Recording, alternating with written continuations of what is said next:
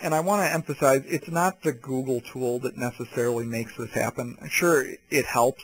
It helps that it's a good tool. It's a solid tool. It's easy to use. But what makes the difference is what our teachers are doing in the classroom with it, that our teachers are open to it, that they're creating with it, that they're doing exciting things with their students using these tools. That's what's making all the difference. You know, like I said at the beginning, I just provide a good tool to them and point them in the right direction, and we have an awesome teaching staff that's just excited to take it and run with it and has very supportive administrators around them that allows that to happen. I think that's the key to this. It takes a good tool, good teachers, good support around them, and with all of that, these kinds of things happen. So with that, I'm going to just open it up to questions. Okay, well, thanks a million, Henry. That was excellent. And maybe stop sharing your desktop might be the best thing to do so that we can all see the chat at the same time. That was great. That gave people a lot to think about. I know some people in the audience are in schools where they're either thinking of implementing Google Apps or maybe they already have and are wondering how best to use it. So if people have questions, please flash away and put them into the chat function, and we'll try and Henry will try and answer them then as time permits. So yeah, we'll just give you a minute or two to think up some questions, and feel free to tap them in there.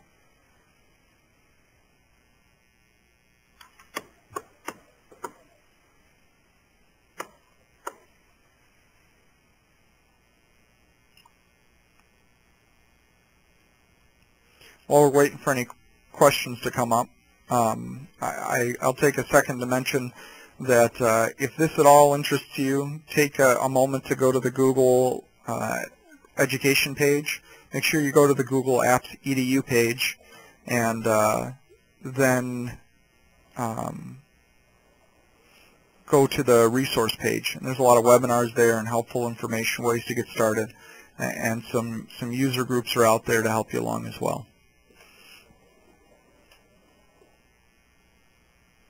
Can you see, we've one question came in there, and Henry, can you see that? Yep. I'm not sure what hot potatoes are, though.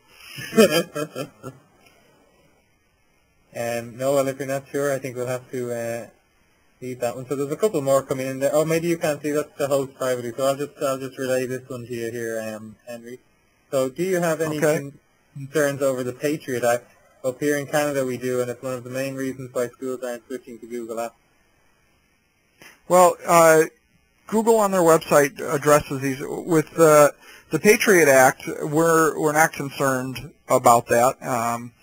It's not like they're, you know, if they wanted that information, they could, according to the Patriot Act, come into our walls and get it as well. That's not something that stops us.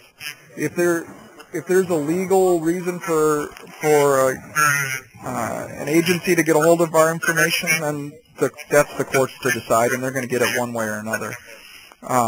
Google does put up for me sufficient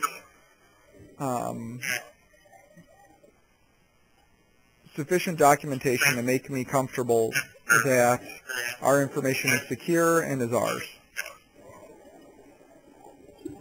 Okay, can you see the next one there? Do you need to have a network server to use Google Apps?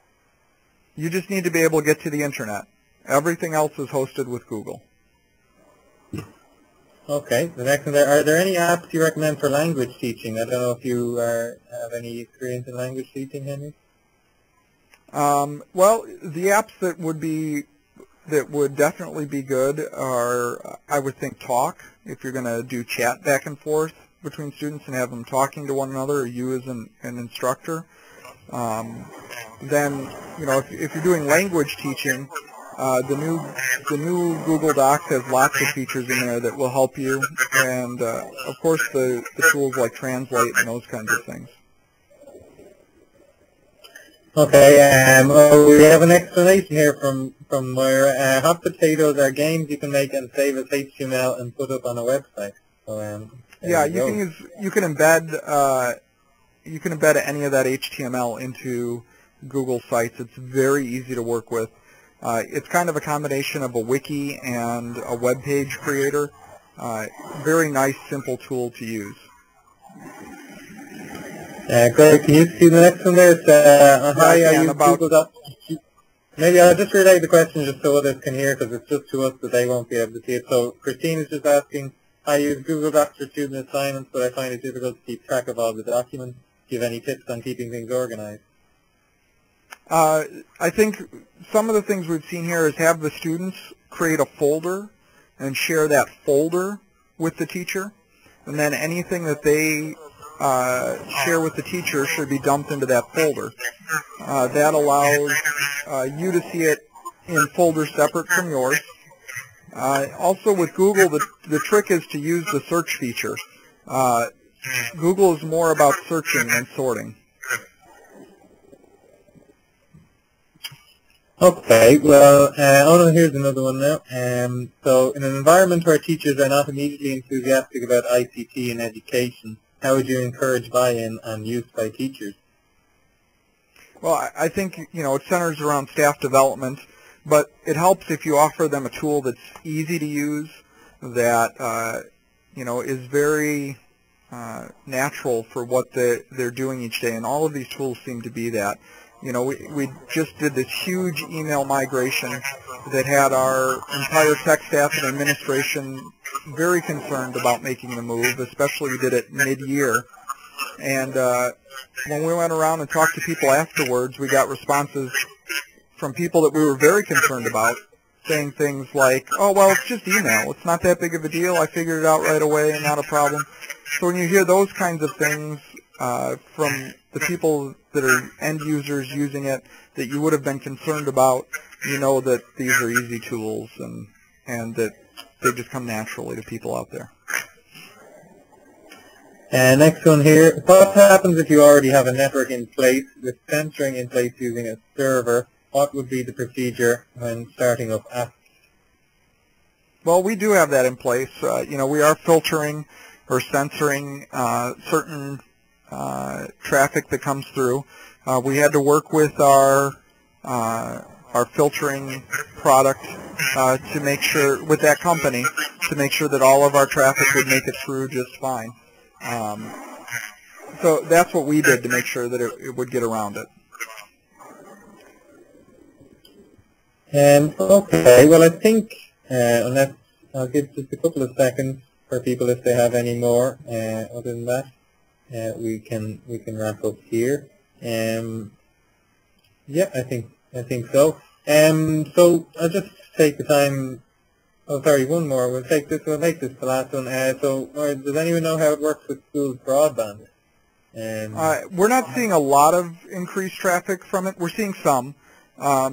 We allow YouTube here, which eats up most of our bandwidth. These tools are not really heavy users of bandwidth. You're just sending information quickly back and forth. The streaming media tends to eat up more of our bandwidth. But the actual app tools don't seem to be that much of bandwidth hogs.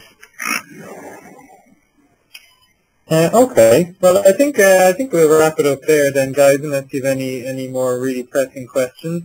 So thanks a million, everyone, for coming, and especially since it's our last session. I thank those of you who have been with us all along the way. I really thank you very much for making the initiative a success. Henry, thanks a million for today's session. I think it was really interesting and informative. I think everyone got a lot out of it. I just remind everyone that the sessions will be up, this week's 2 sessions will be up in the free resources section of the website. I'll probably get time to put them up tomorrow. So they should be up then if you want to take another look or if you missed Tuesday's session. And of course, remind you again that you can watch all 18 sessions from there in your browser. So other than that, just thanks a million, Henry, and thanks a million, everyone. I will be sending out a survey to everyone to see how they enjoyed this wave and try and make improvements for the next wave of the initiative. So do expect that and expect a new wave of the initiative very soon, and I will certainly be in touch. So thanks a million, everyone, and thanks again, Henry, and we'll see you all again soon, hopefully.